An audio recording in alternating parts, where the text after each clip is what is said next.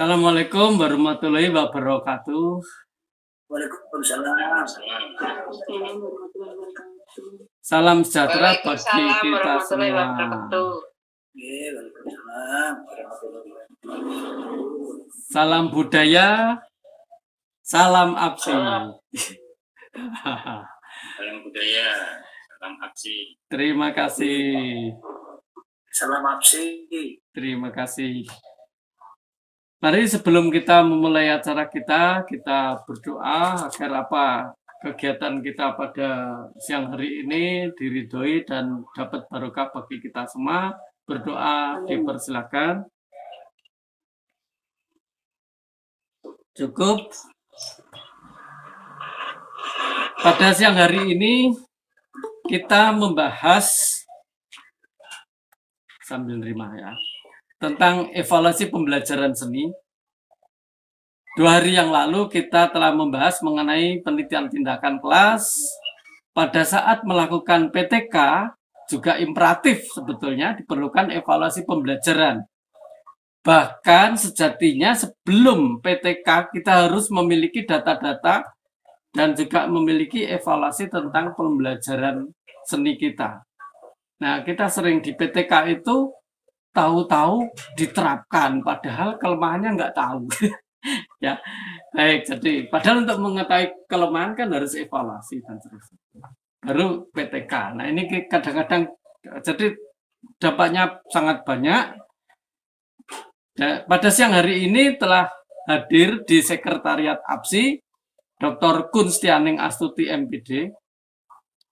Beliau sudah malang melintang di dunia evaluasi dan penelitian terkait di dalam dan luar negeri.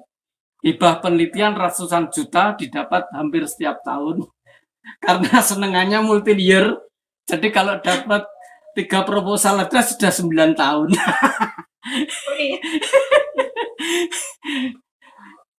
Tanpa berlama-lama, silakan nanti Ibu Dr. Kunstianing Astuti, waktunya nanti selama 30 menit. Selanjutnya kita diskusi dan solusi problem-problem evaluasi yang dihadapi di sekolah khususnya selama 60 menit. Monggo silakan Ibu Dr. Kunstianing Astuti.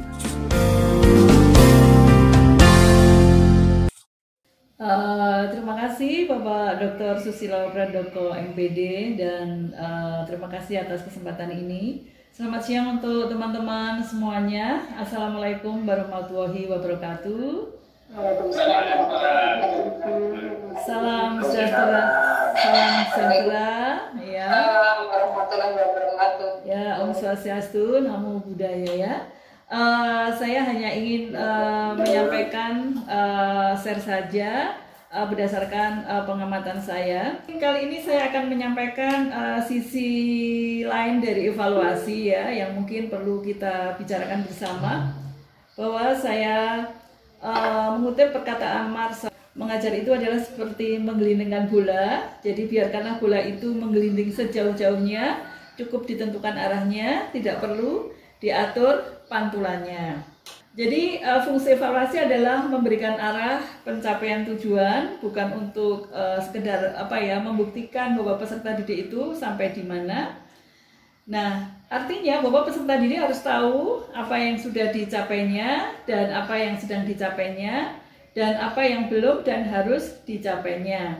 Dengan demikian, pada proses persepsi, di dalam proses pembelajaran pasti ada proses persepsi, itu tidak hanya sekedar berdoa dan mengabsen ya, tetapi harus memberi motivasi atau bukti-bukti konkret yang telah dicapai oleh siswa dan juga kemampuan yang akan dicapainya. Kemudian Start Thomas itu membagi ada 2 macam evaluasi, yaitu fixed evaluasi dan goal evaluasi. Untuk fixed berarti didasarkan pada acuan yang sudah ditetapkan, sementara yang goal free evaluation didasarkan pada patokan tetapi memberi peluang pada alternatif pencapaian yang setara atau bahkan melebihi. Dengan goal free evaluation itu akan memberikan peluang bagi peserta didik untuk mengembangkan potensi yang sebesar-besarnya karena Dengan demikian mereka akan mengembangkan potensinya seluas-luasnya. Jadi ya intinya, jadi intinya bahwa pada proses evaluasi dengan acuan dari Staktormas itu bahwa peserta didik akan menggunakan materi itu untuk mengekspresikan sesuatu. Jadi tidak sekedar memberitahu terkait dengan materi-materi yang sudah diajarkan. Nah, tetapi yang menjadi persoalan adalah bagaimana untuk menentukan nilainya.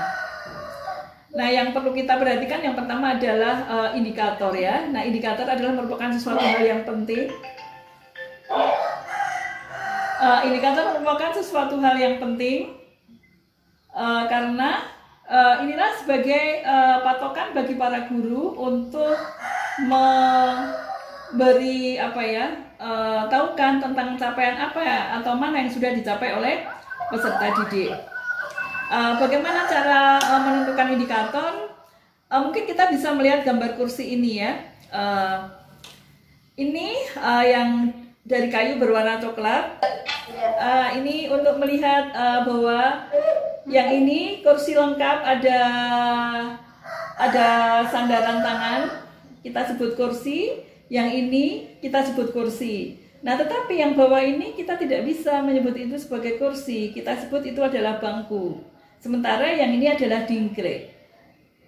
Ya, jadi apa maksudnya? Jadi sesuatu itu dikatakan kursi jika ada tempat duduk, ada kakinya, dan ada sandarannya. Itu disebut kursi. Sementara yang misalnya ada tempat sandaran tangan, itu sandaran tangan ini hanya eksemplar ya, jadi nggak ada ini pun juga bisa dikatakan kursi. Sementara bangku ini tidak bisa disebut kursi karena tidak ada sandarannya. Demikian juga dengan dingkrik. Nah, hal yang paling sulit adalah menentukan substansi-substansi seperti ini. Jadi apa hal yang paling penting yang substansi harus ada dalam sebuah penilaian itu menjadi kemampuan atau mungkin keahlian dari para guru untuk menyaksikannya. Kemudian mungkin saya yakin bahwa Bapak Ibu sudah biasa membicarakan ini ya, bahwa ada aspek-aspek apa saja yang harus dinilai dalam proses pembelajaran.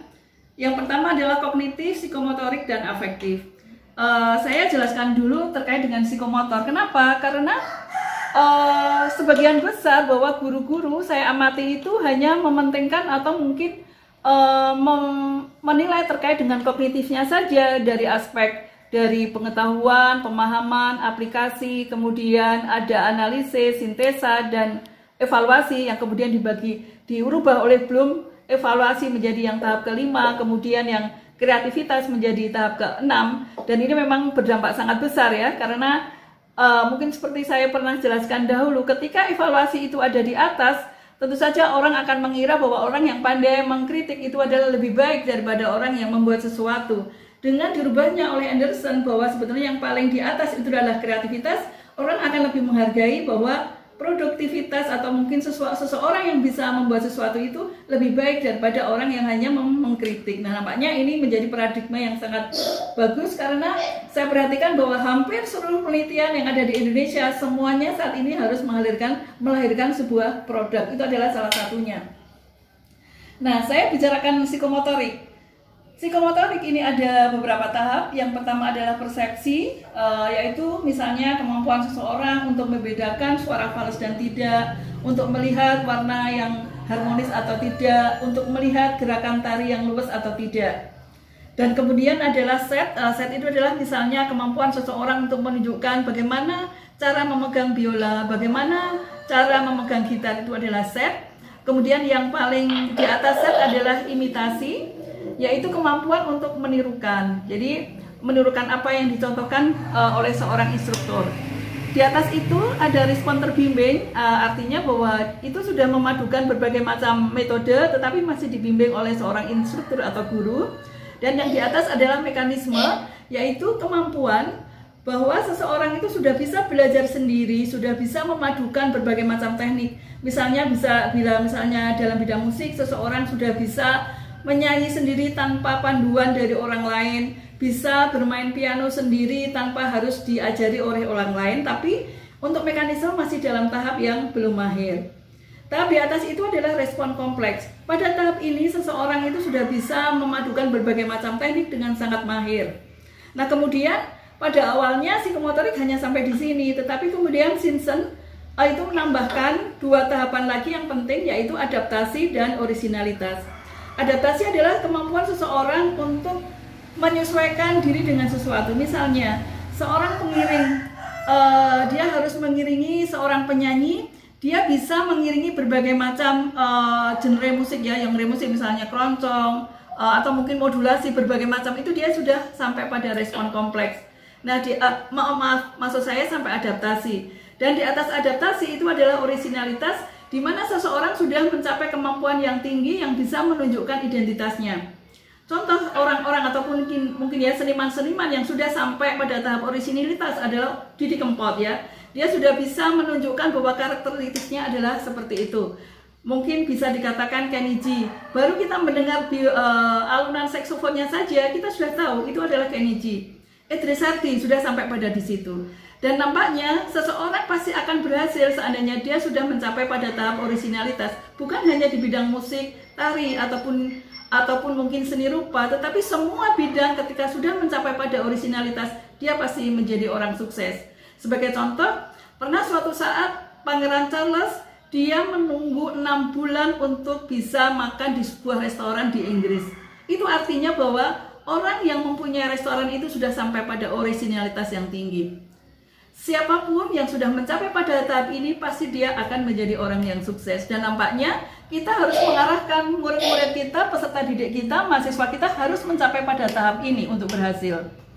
Nah kemudian ini adalah tadi yang saya ceritakan ya terkait dengan contoh-contoh kemampuan persepsi dalam musik. Juga ini adalah contoh-contoh kemampuan set, kemudian contoh-contoh kemampuan imitasi, kemudian contoh semuanya sampai pada tahap kalau yang ini masih respon terbimbing ya, kemudian mekanisme, kemudian ini adalah respon kompleks. Seorang sudah bisa melakukan prima vista, itu adalah respon kompleks.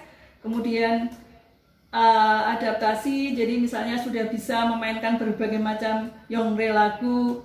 Kemudian yang terakhir adalah orisinalitas, ini adalah yang saya jelaskan tadi. Hanya di sini saya berikan contoh-contoh yang lebih konkret. Nah kemudian jenjang yang berikutnya adalah afektif, yaitu kemampuan menerima, menjawab, menilai, dan organisasi. Dan sebetulnya masih ada satu lagi, yaitu internalisasi.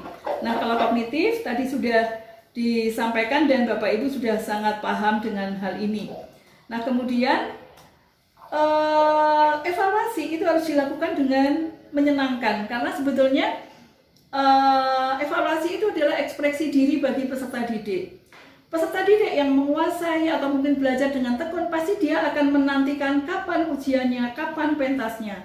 Nah inilah yang kita harapkan, bahwa kita mencapai pada tahap seperti itu ketika mengajar, sehingga anak-anak itu merasa puas, merasa senang karena dia bisa menampilkan apa yang sudah mereka pelajari.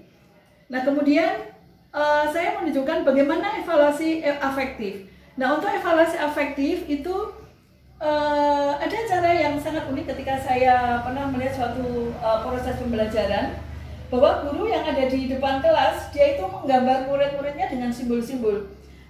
Misalnya murid yang rame gitu ya, dia dikatakan digambar misalnya namanya Yusuf gitu ya, dia ramai, makanya ditulis bed seperti itu dan dibuat gambar seperti itu. Sehingga nah ini gambar-gambar yang mereka tuliskan ketika melihat peserta didik misalnya tidak bagus. Di sini ada Yasin, ada Muhammad gitu ya. Nah ada yang baik dan ada yang ceria, ini digambar-gambar di papan tulis ketika itu, sehingga peserta didik langsung merubah sikap ketika dilihat guru bahwa ternyata mereka termasuk yang mungkin tidak ceria ya, tidak senyum, mereka langsung senyum. Ini adalah contoh-contoh evaluasi afektif. Nah dalam melakukan pengukuran ya, kita tentu saja dan penilaian tentu saja kita harus memenuhi prinsip-prinsip. bahwa dalam evaluasi itu ada dua, yaitu pengukuran dan penilaian. Pengukuran adalah sesuatu kegiatan sebelum penilaian, yaitu deskripsi objektif dari suatu kemampuan yang dicapai oleh peserta didik. Misalnya bahwa peserta didik bisa menyanyikan lagu bla bla bla bla tidak fals, misalnya, itu kan objektif ya. Nah, kemudian kita nilainya 7. Itu adalah kegiatan penilaian. Nah, dalam melakukan penilaian tentu saja kita harus objektif, transparan. Artinya transparan bahwa peserta didik harus tahu apa yang harus dinilai, dan peserta didik tidak kaget ketika mereka ternyata tiba-tiba nilainya A ya. Tapi dia tahu alasannya kenapa dia mendapat nilai bagus, dan adanya kepastian dan kejelasan. Jadi peserta didik harus dijelaskan kira-kira yang dipasti yang dinilai itu apa. Kemudian harus komprehensif, yaitu menyeluruh, dan harus mengikuti aturan scoring tertentu. Nah, itu yang saya sampaikan, tapi mungkin mudah-mudahan berhasil. Saya akan menunjukkan bagaimana proses evaluasi yang menyenangkan. Kebetulan saya pernah merekam ya suatu proses pembelajaran yang ada di universitas. Ini adalah mahasiswa mayor piano yang kemudian dia sudah belajar, kemudian dia menampilkan di dalam kelas untuk dievaluasi oleh seluruh kelas.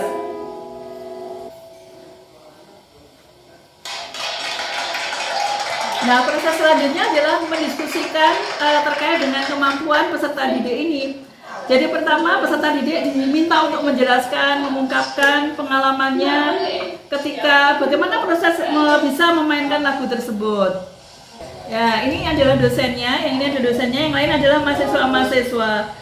Kemudian semua mendiskusikan terkait dengan kemampuannya dengan tujuan untuk agar peserta didik ini bisa tampil lebih baik lagi walaupun sudah bagus ya. Misalnya saya ambil aja di tengah. Ini kemudian diberi masukan-masukan dan seterusnya. Bahkan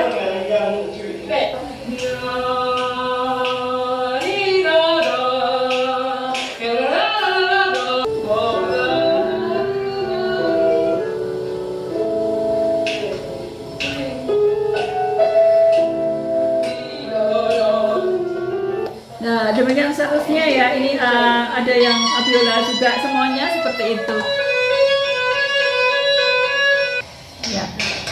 Ya, demikian. Ini adalah proses evaluasi ya. Begitu menyenangkan proses evaluasi bagi para mahasiswa di sana, karena di saat itu mereka bisa menampilkan prestasinya, dan mereka bisa bangga terhadap prestasinya dan juga masukan-masukannya. Mungkin itu yang bisa saya sampaikan.